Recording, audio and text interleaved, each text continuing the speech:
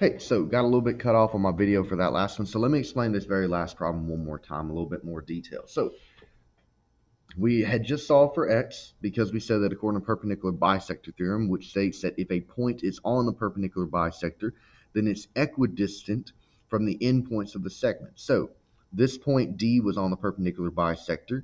So that means that the distance from D to B and from D to C were equal, okay, because B and C were the endpoints of the segment. So that's how we set it up and solved for x. So likewise, point A is also on the perpendicular bisector. So that means that the distance from A to B is equal to the distance from A to C. Because again, any point that is on the perpendicular bisector. So if I was to just make another random point, and if I was to draw a line from the point on my perpendicular bisector to the endpoints of the segment I'm perpendicular to, then those segments would be equal. So in that same thread, from point A to point B is 2y plus 15. From point A to point C is 9y minus 13. So those two distances will be equal. So if I set up an equation with their measurements equal to each other, add 13, subtract 2y, I'll get 28 is 7y. And then lastly, divide by 7, and so I'll get that 4 is equal to y. So I just kind of want to go back on that problem and kind of explain a little bit more detail because I got a little bit rushed last time. All right, so the next one that we'll talk about is a median, okay? So as you can see, some of these are going to start to have some similarities between them, okay? Each one of these is unique, though. They may have some similarities between one or even two of the segments, but no two segments are 100% exactly alike. Okay, so let's look at this fourth one, though, a median. So a median is going to be a segment that starts at a vertex, okay? So it's always going to start at a vertex, and it's going to go down to the midpoint of the other side. So if it goes down to the midpoint of the other side, that means that the median is going to bisect the side of the triangle. Okay, so you may recall from the last one we did with perpendicular bisector. So perpendicular bisector was another line that cut a side of the triangle in half. But there's a couple key differences. With a perpendicular bisector, it didn't have to start at a vertex. In fact, if I was to draw a perpendicular bisector on this thing, it would look something more like this. Okay, so the perpendicular bisector did not necessarily have to start at the vertex, and it had to create right angles. The median doesn't. A median just has to start at a vertex and bisect the angle of the triangle. Okay? So if we look at this example right here, where all of the medians have been drawn, well, you see that they all are going to intersect inside the triangle at this point right here, known as the centroid. Okay? And let's talk about a theorem now that we have that's going to really involve that centroid. Okay? We haven't really focused on the intersection of too many of these lines so far, but with the centroid, that one's going to be a little bit more of a special one. So we have this theorem, the concurrency of medians of a triangle theorem. Concurrency just meaning basically the intersecting point of medians of a triangle. So this theorem says that the medians of a triangle intersect at a point, which is that centroid right here, that is 2/3 the distance from the vertices and 1/3 the distance to the midpoint. Yes. So what that basically means is that, let's say, for example, with this median right here, okay, this up and down median, I'll give it a name just so we can be clear what it is. We have A, B, and C. Okay, so this right here is my median AC. Now let's say that median AC has a length of, let's say, 15. Okay, so AC is equal to 15.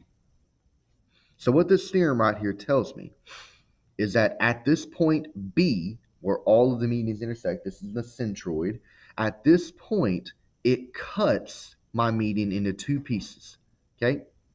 One piece is 1/3 of my whole thing. The other piece is 2/3 of my whole thing, okay? So that's what this theorem is telling me, that when all the medians intersect at a point, at that point, it cuts each of the medians into two pieces, okay? One piece is 1/3 of the whole length of the median. the other is 2/3 lengths of the whole median. So if we look, AC is getting cut into two pieces, AB and BC.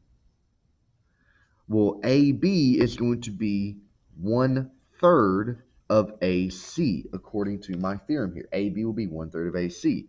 So if I take 1/3 of AC, that means I'm taking 1/3 of 15, which will be 5. BC, this length right here, will be 2/3 the length of my entire thing, AC. So BC will be 2/3 of 15. So BC will be 10. Okay. Another thing you'll notice then, because of the numbers we have 5 and 10, that when we cut this median into two pieces, the shorter piece is half of the longer piece. Okay. So that's what this theorem kind of tells me. Okay. So now let's look at a couple examples. Okay. So in this triangle MNP, we're told that MY, PX, and NZ are medians. Okay. So keep in mind, medians are just points that start at a or they're lines that start at a vertex and they bisect the other side that they are hitting. Okay, so PX bisects this side, NZ bisects this side, MY bisects this side. So we're asked, what is the length of YP? So YP is this segment right here. What is the length of YP if xn is 4x plus 3, mx is 2x plus 9, and ny is 5x minus 1. So with a median, it is going to bisect the opposite side of the triangle. So I know that this thing is 2x plus 9, and I know that this side is 4x plus 3. So these two sides are equal. So I can set their measurements equal to each other. 2x plus 9 is equal to 4x plus 3. So I'm going to subtract 3 and subtract 2x. 6 will be 2x, and 3 will be x. So I've solved for x now. So another thing I know, ny is 5x minus 1. So if ny is 5x minus 1, that means that yp must be 5x minus 1 as well. So I can set it up that if I want to plug in my x, I'll plug in x to yp, which is 5x minus 1. So 5 times 3 minus 1, 15 minus 1. So I'm going to get a length of 14. And 14 is going to represent the length not only of ny, but also of yp as well. All right, let's look at the second example. In triangle XYZ, we're told that W is the centroid. So W is this point where all of the medians are intersecting at. W is the centroid. So we are told that XP, so this whole median, has a length of 13.5.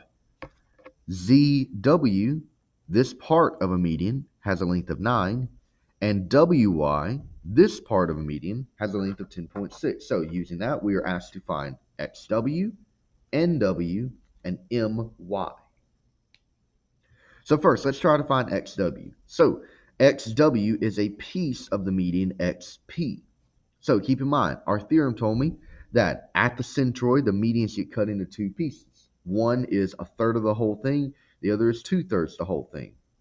So XW, it appears to be the longer piece. So it is going to be my 2/3 piece. So if I want to figure out what XW is, I'm going to take 2/3 of XP because XP is the whole median. So I'll take 2/3 of 13.5, which will be 9. So XW has a length of 9. Okay, next up I want to figure out what is the length of NW.